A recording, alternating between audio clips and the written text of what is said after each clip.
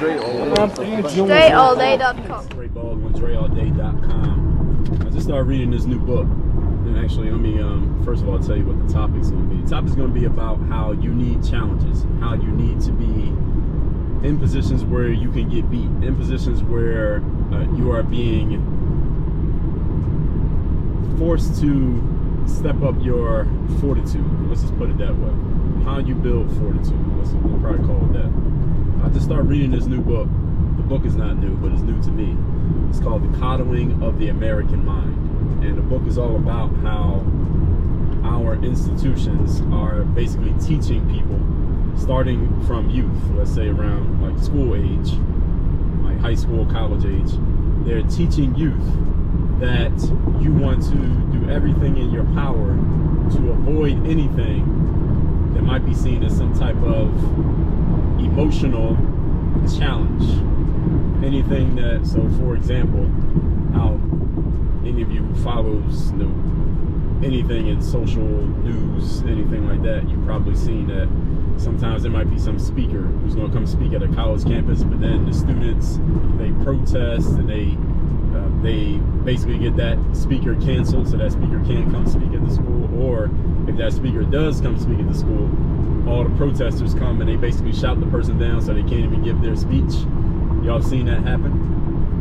And what this book is about, and I just started reading the book, so I haven't gotten their whole, I get the thesis of what it's about. And as soon as I saw the title, I said, these guys are on to something, because they wrote an article about it years back, and they expanded the article into the book that I'm reading now. But the whole concept is around how we have taught our people, youth who grow into adults, and then they go work in these places, that anything that smells like, looks like, feels like it might challenge you, or is not going to affirm you and validate you and agree with what you already believed, you shouldn't be exposed to any of that. You should completely shut it out, shut it down, cancel it, not allow it to come into your environment, so that you don't have to deal with the harm, the emotional harm and the trauma that comes with any type of challenge. And my whole point is, this is the exact ass backwards opposite way that people need to be raised, people need to be taught, and it's the opposite way of growth. It's the opposite of growth. So we all know in life, you're either growing or you're dying, right? You're building or destroying. There is no in between, there is no neutral. And the whole point being this: you have to, and I talk about this in the video where I did the 12 commandments of work on your game, which is actually 13, but I believe it was number 7, is the marketplace commandment. The marketplace commandment says you have to go out into the open marketplace where your ideas and your plans and your products and your services and your game, whatever it is, can be challenged, examined, beat up, questioned, and run through the ringer. And if you come out on the other side, then you know you have something. But if you never step out into the marketplace, or you avoid stepping out into the marketplace because you don't want to go up against anything that could possibly challenge you or won't validate and affirm you or agree with you, if you don't never step into that marketplace, then you have no real game. You're not real if you don't go into a place where you can get beat and you win. I talked about this in the episode of my podcast where I talked about how to become a champion. To be a true champion in life, you have to go up against something that can defeat you, but you defeat it or them. You have to do that to be a champion. You can't be a champion only beating up on competition that can't beat you anyway. It's like if you're a fighter, you can't just fight a bunch of people who can't fight and then say you're a champion. You didn't fight anybody who could beat you. You got to fight somebody who might be able to beat you, and then you beat them. That's what makes you a champion. Y'all understand how that works. And it's the same thing when it comes to, when we're not talking physically here, but when we talk emotionally and mentally. You want to expose yourself in life to things that don't agree with you, that are not, you want to expose yourself to people and ideas that don't see things the same way that you see them. Why? Because every time you expose yourself to these things, what you do is either one of two things is going to happen. Actually, 3 things can happen. One is that you can quit and basically bail out of it and say, well, I'm just not going to talk to this person because we disagree and I don't like your ideas, and you put some ad hominem attacks on it. Well, you're whatever language people use to try to make somebody sound bad. So you're a Trump supporter, or you're a conservative, or you're a Bible thumping Christian, or you're radical this or radical that, or you are agreeing with people who are doing some bad thing. Y'all know how people do these days. And there's a lot of different things to choose from that people do these days to try to shout somebody down if they don't want to hear anything that person's opinion may share. So that's one option, is the quitting option. And this is for weak people who have no internal fortitude, because this video is all about building fortitude. This is for people who don't have the internal fortitude and they're not interested in developing it, so they just quit and they only they hang in their bubble only around people who will validate, affirm, and agree with them. Don't be this person. All right, these are the weaklings of society. And what's interesting is, though, even though these people may be emotionally and mentally weak, they may be in positions of where they actually do have some say-so and some authority, such as politicians, school teachers. Many of these people are parents. They might be managers or bosses or owners at work. So understand that just because somebody has authority by their job title does not mean they have internal mental and emotional fortitude. Those are two different things, two different measures, and they don't always come as a package deal. Often they don't. So that's option one. Option two is you have a conversation. Let's say me and you have a conversation, and we have a difference in views on a certain subject. I will engage in that conversation with you. I'll share what I see. You're going to share what you see. And here's what might happen. I might decide, you know what? You have some views and some ideas and some reasons for your views that I never thought about before. You know what? I'm going to change my mind on a few things. You opened my eyes to some things that I hadn't thought about before. Now I'm going to have a new perspective on this topic simply because of what you shared with me. And even if I don't change my entire opinion, I might change the way that I look at it and talk about it simply because I heard something talking to you that I hadn't thought of before. So and maybe vice versa, that I might be able to change your views on some things based on our conversation. But the only way that is possible is if both me and you are willing to engage in conversation and actually discuss our perspectives.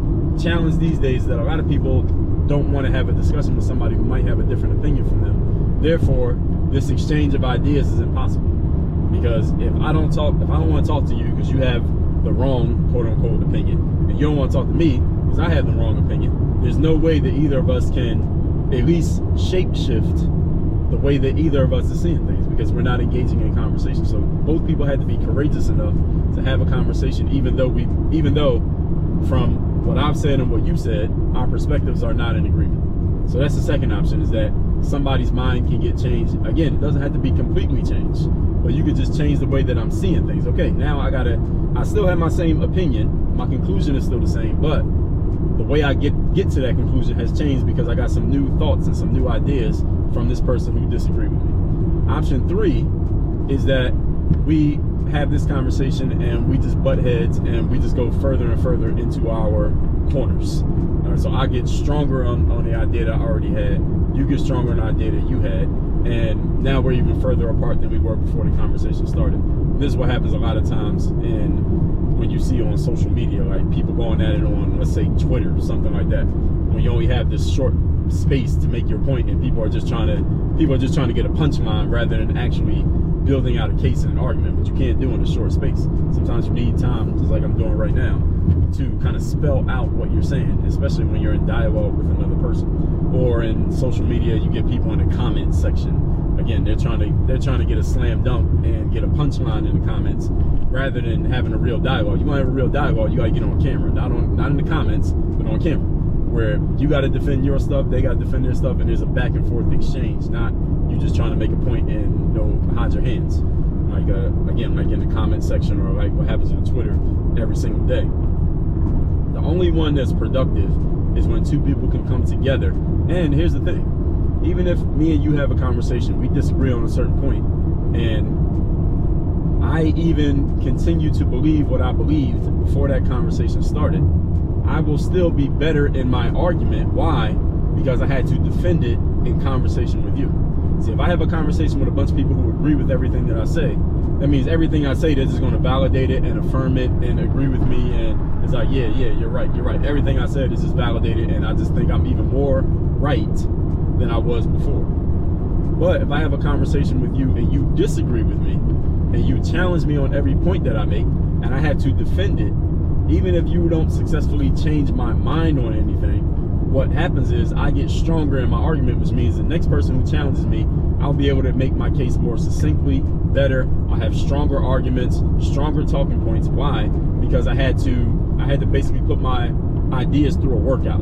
I had to put them through the circuit workout and train them so they got stronger. This is why debate is a thing. This is why conversation between people who disagree matters, because it helps all of us get stronger and better in our perspectives and in our arguments. And it just might so happen that someone puts a point to you or asks a question to you that you hadn't thought of before, and you are, you know what, I got to change the way that I make this argument because I hadn't thought of that, and somebody made a point to me that I hadn't thought of before. Now I got a new perspective. Thank you for giving me that new perspective, because I wouldn't have thought of that had you not had this conversation with me, even though we disagree. But this requires, again, a certain level of internal fortitude that a lot of people these days simply don't have. They had like past tense, but what's happened is society has kind of drummed it out of a lot of people and incentivized them to not engage with people who disagree with them, or just try to get the punchline and slam dunk on them through a comment or something like that, but not have the actual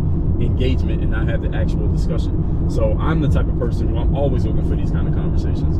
These kind of conversations stimulate me mentally. I want to be intellectually stimulated by having a conversation with somebody who doesn't necessarily agree with me, and they can maybe share something that I hadn't thought of before. But the challenge is there's so few of these people these days. There used to be a lot more of them. There are fewer of these people these days. They're the same people that are still alive. The thing is, they've been incentivized to not do it. And that's, I think, a big issue in society, and is one of the things that is making society, our society as a whole, is making the whole society weaker. Because you have fewer people who are able and willing to engage in these kind of conversations. But we need more of these people who not only are willing to engage, but also you are capable, meaning you can articulate, you can actually speak, you can build an argument without without going the emotional route, without making personal ad hominem attacks, and without kind of bailing out of the conversation. And there are so few people who are capable of doing that these days. That's why I did the episode of my podcast, How to Construct an Argument. So a lot of people don't even know how to construct an argument. They know how to argue, but they don't know how to construct an argument, which is making your points, giving the facts and maybe some examples to support it, even though examples don't prove arguments, but the truths and the objective points that you can make that will back up what you're saying. A lot of people just don't have that ability these days, and it's unfortunate. And the challenge is, like this book, The Coddling of American Mind, says, schools aren't even teaching people how to do this these days. Schools are teaching you, instead of getting into an engaged conversation with the person that you disagree with, instead, here's what you do: shout them down, cancel them, say negative things about them so that they can't speak at all, get them silenced so you never had to engage with this person who their ideas are harmful or traumatic to you. That's bullshit. That's garbage. You want to engage with these people, so you need to go find them. Those of you, everybody here has opinions on things. Find people who disagree with you and see if you can get into a conversation with one of these people, not canceling them, not trying to slam dunk on them, but actually having a conversation so you and them can both learn something and both of you can get better in your dialogue and in your ability to converse. Text me to get my daily motivation for free to your phone every single morning. My number is 305-384-6894. And go to workonyourgameuniversity.com. That's where you can get into my Work on Your Game system. That is my 9-step process to take the attributes and the tools that help me get to a pro athlete career and how to translate those to the business world and into everyday life. That's the strategies. I'm a strategic business coach. That's what I do. If you want to learn how to do that, go to workonyourgameuniversity.com. Work on your game. Dre all